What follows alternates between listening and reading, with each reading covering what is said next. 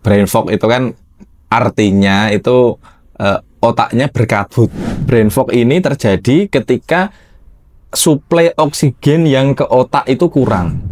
Nah, ketika suplai oksigen ke otak itu kurang, biasanya napas kita cenderung cepat. Nah,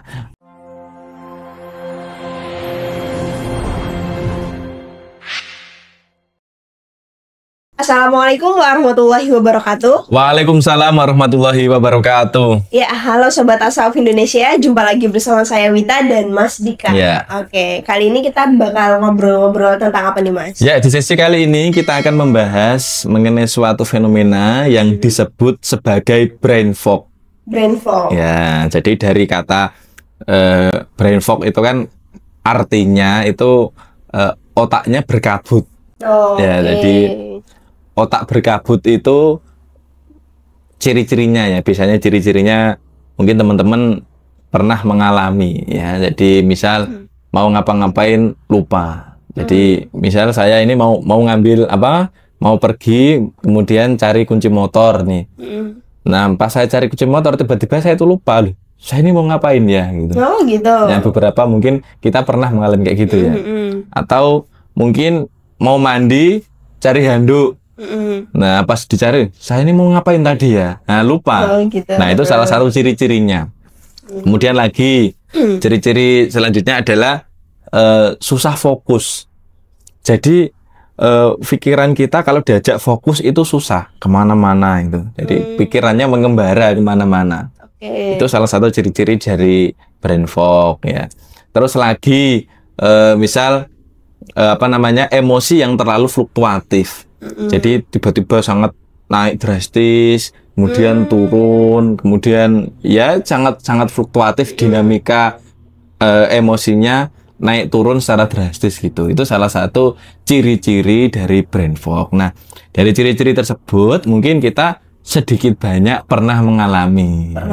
Iya, pernah mengalami. Mungkin kalau yang dikatakan sering banget itu ya mungkin yang agak bermasalah gitu ya, Mas. Ya, jadi kalau teman-teman kok sudah merasa sering susah fokus, kok sering banget susah fokus, kemudian gampang pelupa ya. Sebenarnya kalau fenomena gampang lupa, ya itu secara bawaan itu ada penyakit namanya demensia. Oh iya. Jadi demensia itu penyusutan otak. Jadi pikun lah kalau istilahnya, itu gampangnya itu pikun itu. Tapi kalau kita itu masih muda kok gampang lupa, atau kita sedang berbicara tiba-tiba di tengah pembicaraan kita lupa, oh saya tadi mau ngomong apa ya. Nah, itu adalah salah satu ciri-ciri dari brain fog. Ya, dan penyebab dari brain fog ini banyak ya. Salah satunya ya kalau secara saintifiknya ya, atau secara ilmiahnya, ada ahli yang mengatakan bahwa brain fog ini terjadi ketika suplai oksigen yang ke otak itu kurang. Jadi otak kita itu kan butuh suplai oksigen ya. Nah, ketika suplai oksigen yang ke otak itu kurang, maka akhirnya kita itu diajak fokus itu susah. Diajak fokus susah, nanti diajak belajar gampang ngantuk ya, atau sedang bekerja gampang ngantuk ya. Memang mengantuk itu adalah proses alami tubuh kita ya. Tetapi kok sudah habis tidur lama ya, tapi kok buat kerja ngantuk. Jadi ngantuknya itu di saat-saat tertentu saja gitu loh. Mau kerja ngantuk, mau belajar ngantuk, mau diajak ngaji ngantuk. Nah, itu salah satu penyebabnya adalah karena suplai oksigen ke otak itu kurang. Nah, kemudian penyebab selanjutnya adalah gula. Nah, konsumsi gula berlebihan ya, ini dengan catatan berlebihan ya. Sebenarnya kalau ada pertanyaan apakah tubuh kita itu tidak membutuhkan gula, ya tubuh kita butuh gula. Tubuh kita butuh gula tetapi di dalam kadar yang cukup. Nah, problemnya adalah kita sekarang itu kan seringkali gulanya itu jadi fenomena sekarang itu hampir tidak pernah orang itu kekurangan gula, tetapi justru over, berlebihan. Iya. Nah, coba kalau misal kita mau teliti gula harian kita ya. Kalau kita itu mungkin bisa konsumsi gula itu ya 15 sampai 20 sendok itu mungkin. Iya kan? Tapi gula itu yang dimaksud bukan hanya dia yang berbentuk kayak gula pasir, gula merah kayak gitu kan bukan, ya, Mas, ya?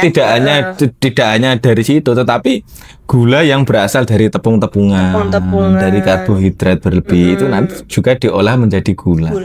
Nah, ketika konsumsi gula harian kita itu melebihi batas kebutuhan harian kita, nah maka tubuh itu lambat laun akan mengalami yang namanya inflamasi. Jadi gampang mengalami inflamasi atau peradangan.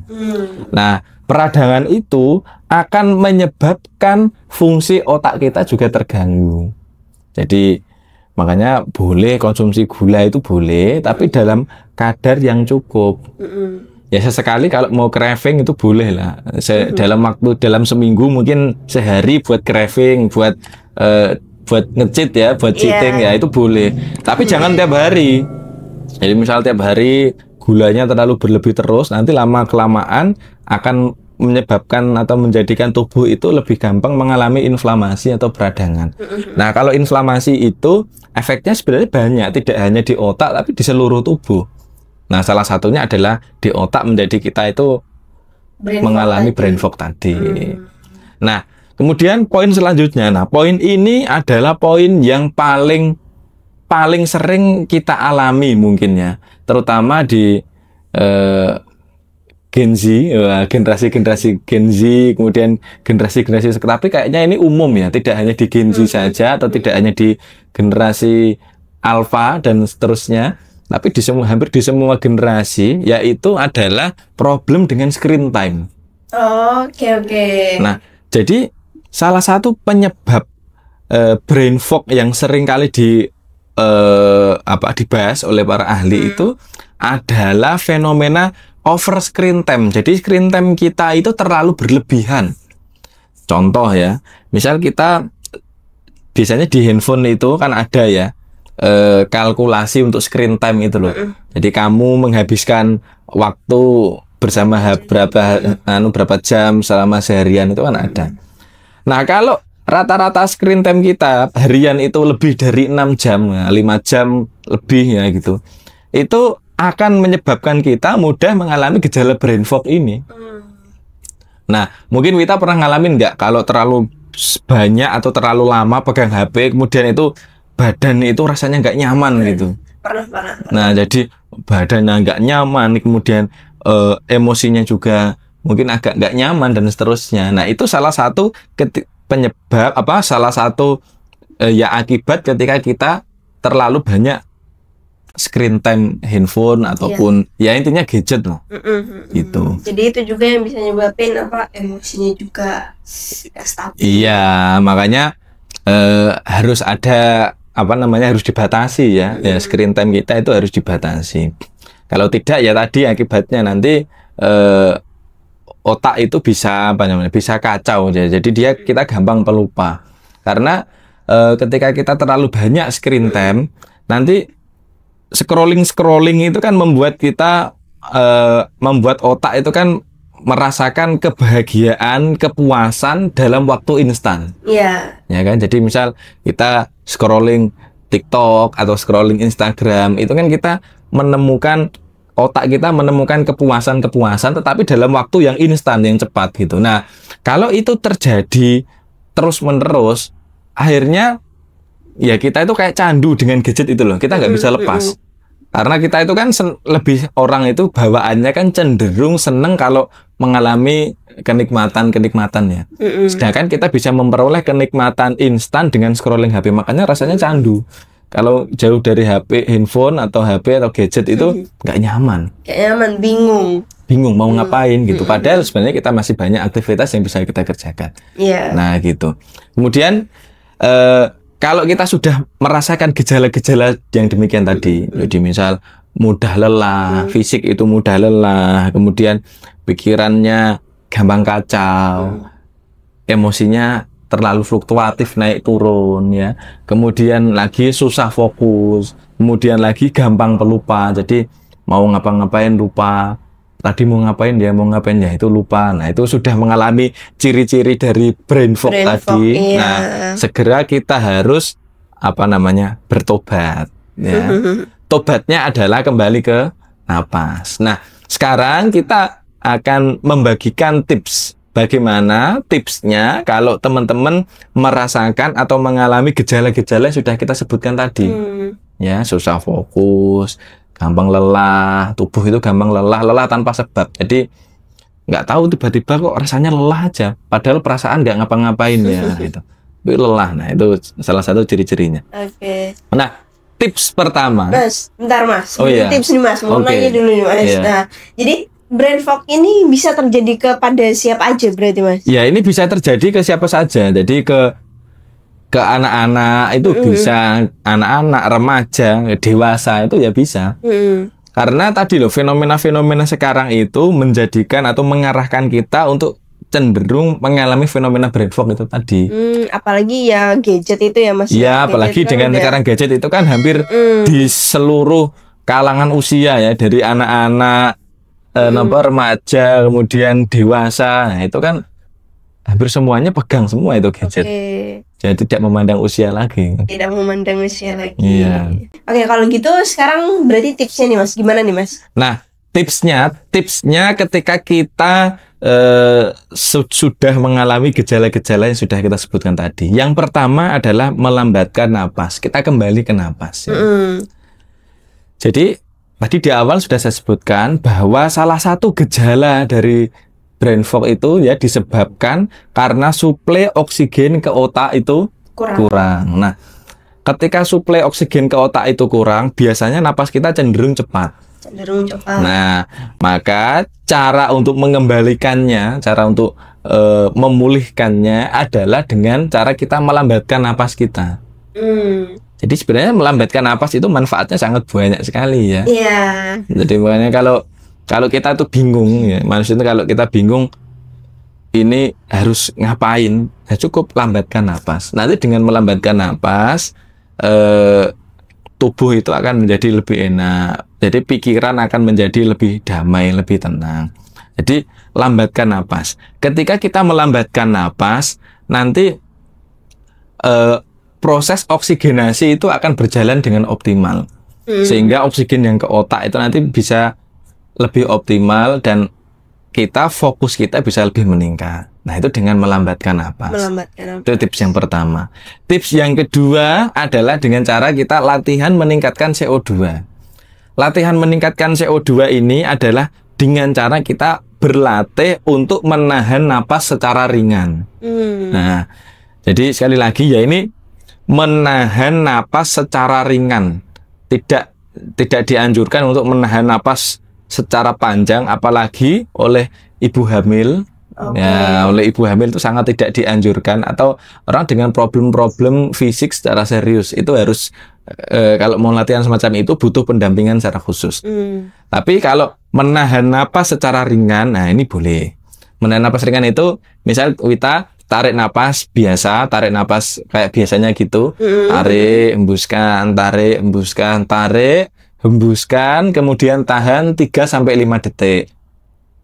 Setelah tahan 3-5 detik, tarik napas normal lagi. Nah, sering-sering latihan semacam itu. Itu juga akan meningkatkan oksigenasi ke otak. Nah, gitu. Kemudian langkah selanjutnya adalah kurangi gula tentunya. Karena salah satu penyebab dari gejala brain fog ini adalah kita berlebihan untuk konsumsi gulanya. Maka cara menanggulanginya atau cara tips untuk mengatasinya adalah kurangi konsumsi gula harian. Nah, jadi ya terserah nanti bagaimana caranya. Intinya gula itu harus dikurangi. Nah, tadi yang perlu dipahami bahwa gula itu tidak terbatas pada gula pasir, tidak terbatas pada gula itu, tetapi gula yang tersimpan di makanan itu juga sebenarnya sudah mengandung gula. Jadi sebenarnya kita tuh tidak perlu merasa kekurangan gula, karena di makanan konsumsi kita, misalnya kita konsumsi nasi ya, kita konsumsi nasi itu kan sudah ada gulanya sebenarnya. Bahkan ya buah pun ya. Ya, di dalam buah itu juga sudah ada kandungan gulanya. Jadi sebenarnya kita tidak perlu gula tambahan, misal dari gula yang berlebih itu misal minuman bersoda yang manis itu kadar gulanya kan sangat tinggi. Nah, itu sekali kita minum minuman bersoda yang manis itu mungkin bisa mencukupi kebutuhan harian kita ya. Belum nanti misal kita konsumsi sepotong kue. Nah, kue itu kan juga gulanya sangat tinggi. Nah, belum nanti makan nasi, ngemil dan lain sebagainya. Makanya kita over sugar, jadi gula kita terlalu kelebihan. Kemudian selanjutnya tentu kita harus mengurangi screen time kita. Jadi waktu penggunaan layar kita harus kita kurangi ya, kita kendalikan ya. Nah, kalau kita mungkin sedang bekerja, nah kita bisa mengendalikan ya, karena kita kerja nggak pegang gadget ya. Kecuali yang pekerjaannya sehari-harinya berhadapan dengan gadget, mungkin konten kreator ya. Nah, itu kan harus sehari-hari dengan gadget ya. Tapi kalau kerjaan yang nggak dengan gadget, mungkin kita bisa mengendalikan. Tapi mungkin screen time yang beda itu antara kerjaan sama yang tadi scrolling kayaknya beda ya Mas ya. Iya. Kalau screen time kayak gini teman-teman ngelihat YouTube, dengerin YouTube sambil mungkin apa gitu ya nggak apa-apa lah ya. Kalau screen time yang membuat kita gampang lelah itu kan screen time yang aktivitas scrolling. Scrolling. Jadi kita menghabiskan layar kita dengan aktivitas scrolling. Jadi scrolling yang terlalu lama itu nanti membuat dopamin kita itu terlalu fluktuatif naik turun. Tapi kalau kita menghabiskan layar dengan belajar ya, menghabiskan layar untuk belajar, untuk bekerja, ya itu yang lelah nanti kan mata, ya. Yang lelah nanti matanya. Walaupun tetap ada fenomena radiasi, itu tetap ada radiasi dari perangkat elektronik, dari gelombang sinyal itu tentu ada. Nah, tetapi tadi ya kita harus bijak untuk penggunaan screen time kita. Jadi kalau tidak penting-penting banget, sebaiknya kita lepas, kita manfaatkan itu untuk istirahat, untuk latihan napas. Nah, coba dirutinkan nanti, karena sebenarnya brain fog itu tidak penyakit, itu bukan sebuah penyakit, itu bukan ya. Jadi tapi itu adalah gejala yang terjadi akibat aktivitas kita yang kurang benar. Jadi tadi misalnya penggunaan gadget yang terlalu lama, kemudian konsumsi makanan yang tidak seimbang, itu membuat kita mengarahkan untuk ke sana. Maka sebenarnya kalau mau ngatasi atau mau memperbaiki ini ya sebenarnya mudah, dengan cara kita memperbaiki pola harian kita. Jadi istirahat yang cukup ya. Istirahat ini kan menjadi salah satu faktor terpenting untuk antara otak dan tubuh itu bisa sinkron gitu loh. Kalau kita istirahatnya kurang ya, jadi misal tidurnya hanya beberapa, mungkin semalam tidurnya hanya 3 jam atau 2 jam saja, nah itu dan tidak berkualitas.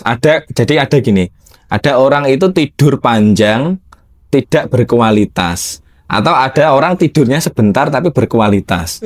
Nah itu nanti sangat berpengaruh ya. Jadi mungkin kita tidurnya waktunya sudah panjang, sudah 7 jam, 8 jam, tapi karena tidak berkualitas, akhirnya kita bangun-bangun capek. Tetap capek. Makanya di video-video sebelumnya kita sudah sampaikan bahwa salah satu tips untuk supaya kita tidurnya enak, ketika tidur mulutnya ditutup ya, dengan plaster khusus mulut kita tutup supaya napas kita tetap melalui hidung. Kalau napas kita tetap melalui hidung, kita nanti proses oksigenasi tubuh itu optimal. Nah, kalau kita napasnya melalui mulut, itu efeknya kan sangat banyak ya. Bisa kita nanti mendengkur, bisa tersedak, kita gampang terbangun buat kencing di malam hari. Nah, itu tentu sangat mengganggu tidur. Makanya tidur di sini menjadi aktivitas yang sangat penting untuk menjaga tubuh kita supaya tetap seimbang antara pikiran, hati ya, jadi antara otak dan perasaan supaya sinkron, supaya seimbang, yaitu dengan tidur yang cukup ya, mungkin ini. Oke, gitu ya teman-teman tipsnya ya. Pernapasan tadi udah tips, terus pola makan, terus istirahat tentunya. Sehingga otak kita itu benar-benar fresh, dan beri asupan otak kita itu jangan yang instan-instan gitu lah. Itu. Ya gitu, oke. Cukup nih Mas, cukup untuk sharing-sharing kita kali ini teman-teman. Semoga bermanfaat. Terima kasih sudah menonton video ini sampai akhir. Wassalamualaikum warahmatullahi wabarakatuh. Waalaikumsalam warahmatullahi wabarakatuh.